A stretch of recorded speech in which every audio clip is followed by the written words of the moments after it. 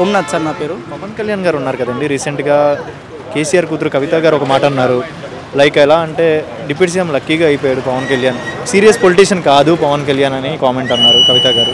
ఎందుకు ఈ సడన్గా ఈ టైప్ ఆఫ్ కామెంట్స్ ఆమె అనాల్సి వచ్చింది? సార్ నా ఒపీనియన్ ప్రకారం అయితే సీరియస్ పొలిటీషియనా లేదనేది నాకు కూడా ఐడియా లేదు. బట్ ఏంటంటే సీరియస్ పొలిటీషియన్ అనేది అంటే ఇప్పుడు ఆయన సింగిల్గా వచ్చారు. ఈయన ఏంటంటే ఆమె కేసీఆర్ గారిని కానీ లేకపోతే వాళ్ళ పొలిటికల్ బ్యాక్గ్రౌండ్ ఎవరైతే వాళ్ళ నాన్న వాళ్ళని చూసుకొని వచ్చారు. లక్కీగా ఆమె వచ్చారు, ఎందుకంటే ఎమ్మెల్సీగా అయ్యేసి మంత్రి అయ్యింది ఆమె, ఈయన కాదు కదా. సో ఆయన ఒకసారి పోటీ చేసి ఆయన ఓడిపోయాడు, తర్వాత మళ్ళీ పోటీ చేశారు, మేము గౌరవిస్తున్నాం. బట్ కానీ ఇప్పుడున్న సిచ్యువేషన్స్లో ఆయన ఇంకా కొంచెం ఇప్పుడున్న గవర్నమెంట్ ఆయన చేతుల్లోనే ఉంది ఆల్మోస్ట్. ఎందుకంటే చంద్రబాబు నాయుడు గారు ఏది చెప్పినా కూడా, పవన్ కళ్యాణ్ గారు ఏది చెప్తున్నా కూడా అది వింటున్నారు. సో కాబట్టి ఈయన ఇంకా మంచి చేసి ఆ పిఠాపురం నియోజకవర్గానికే కాదు రాష్ట్రం మొత్తానికి ఆయన డిప్యూటీ సీఎం. సో కాబట్టి రాష్ట్రంలోనే సమస్యలు కూడా ఆయన చేసి ఆయన సూపర్ 6 హామీలు ఏవైతే ఇచ్చారో సో అవన్నీ కూడా వీళ్ళు నెరవేర్చగలిగితే ఖచ్చితంగా పవన్ కళ్యాణ్ గారిని ఖచ్చితంగా మళ్ళీ కూడా తర్వాత కూడా నెక్స్ట్ కూడా చూసుకోవడానికి అవకాశం ఉంటుంది. అంటే బేసిక్గా పవన్ కళ్యాణ్ గారు సీరియస్ పొలిటీషియనే కాదు అంటున్నారు. అంటే రీసెంట్గా సీరియస్గా ఆయన పనిచేయట్లేదా? ఫస్ట్ నుంచి సీరియస్గా ఉండడా? లేదా పవన్ కళ్యాణ్ సీరియస్ కాదా? అంటే మాట మారుస్తున్నారు కదా సార్. సో కాబట్టి జనాలకి నమ్మకం వెళ్తూ ఉంది, నమ్మకం వెళ్ళిపోతాం. అంటే కూటమి ప్రభుత్వం ఏకవచనంగా ఉండట్లేదన్నా ఓన్లీ పవన్ కళ్యాణ్ మాట మారుస్తున్నారు? వాళ్ళు మాట మారుస్తున్నప్పుడు ఈయన సపోర్ట్ చేస్తూ ఉన్నారు సార్. ఓకే, సింగిల్గా వచ్చి పాయింట్అవుట్ చేసుకుంటే ముందుకు వస్తే కొద్దిగా జెన్యూన్ అని కనపడుతుంది. ఖచ్చితంగా.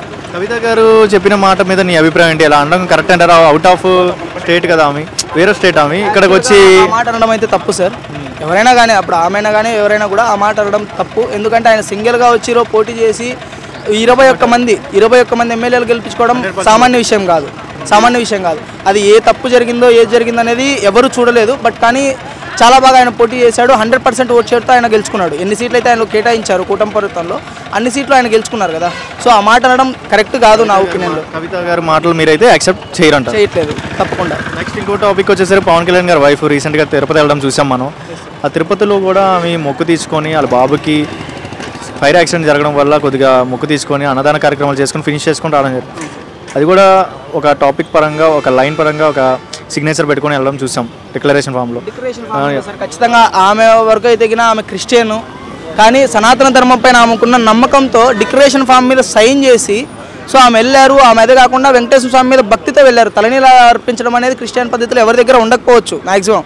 బట్ కానీ ఆమె తలనీలా అర్పించి ఒక పద్ధతి ప్రకారం ఆమె దర్శనం చేసుకొని ఆమె కొడుకు పేరు మీద అక్కడ అన్నదానం చేశారు. అన్నదానం చేసి అక్కడ కూర్చొని అందరితో పాటు కూర్చొని తిన్నారు సార్. అది మేము కూడా యాక్సెప్ట్ చేస్తున్నాం. సో కంప్లీట్లీ అయితే పవన్ కళ్యాణ్ గారి వైఫ్ని కానీ పవన్ కళ్యాణ్ కానీ టార్గెట్ చేస్తున్నారు. ఏమైనా ఎఫెక్ట్ ఉంటుంది అంటారా కెరియర్లో పవన్ కళ్యాణ్కి? ఎందుకు పవన్ కళ్యాణ్ డెఫినెట్లీ ఉండిద్ది. అంటే డౌన్ అయిపోతారంటారా ఆయనకి? హైప్ అవుతారు సార్, హైప్ అవుతారు. అంటే ఎందుకు పవన్ కళ్యాణ్ ఫ్యామిలీ మీద టార్గెట్ చేయడం? వై? బికాస్ ఎందుకంటే చిరంజీవి గారు ఇంతకుముందు ఉన్నటువంటి సిచ్యువేషన్స్లో చిరంజీవి గారు కాంగ్రెస్ పార్టీకి ఆయన మద్దతు పలికేసి ఆయన పార్టీ నమ్ముకోవడం, తర్వాత అప్పుడున్నటువంటి పవన్ కళ్యాణ్ గారు కూడా డినేట్ చేయకపోవడము, ఆయన సంబంధించి ఏమున్నాయో తెలియదు మనకు.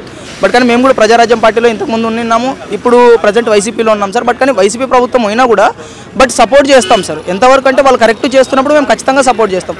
ఆయన సనాతన ధర్మం గురించి పోరాటం కానీ ఒకటేందంటే సార్, ఆయన ఇంతకుముందు మాట్లాడారు ఆడపిల్లల మీద ఖచ్చితంగా వస్తే ఖచ్చితంగా నేను ముందు ఉంటాను. బట్ ఇప్పుడు అఘాయిత్యాలు జరుగుతున్నాయి, ఆయన ముందు రావట్లేదు, ఆయన మాట్లాడట్లేదు. ఈ చంద్రబాబు నాయుడు గారు ఏం మాట్లాడితే దాన్ని స్క్రిప్ట్ తీసుకొని మాట్లాడుతున్నారని చెప్పేసి జనాలు అపోహపడుతున్నారు. బట్ ఆయన ముందుకు వచ్చి ఎప్పుడైతే స్టెప్పింగ్ చేసి మాట్లాడగలుగుతారో ఆ రోజు ఖచ్చితంగా పవన్ కళ్యాణ్ గారిని ఖచ్చితంగా నమ్మేటువంటి అవకాశం ఉంటుంది. ఆంధ్రప్రదేశ్ ఖచ్చితంగా నెంబర్ 1 పొజిషన్లో చూడడానికి కూడా అవకాశం ఉంటుంది డెఫినెట్లీ. Thank you.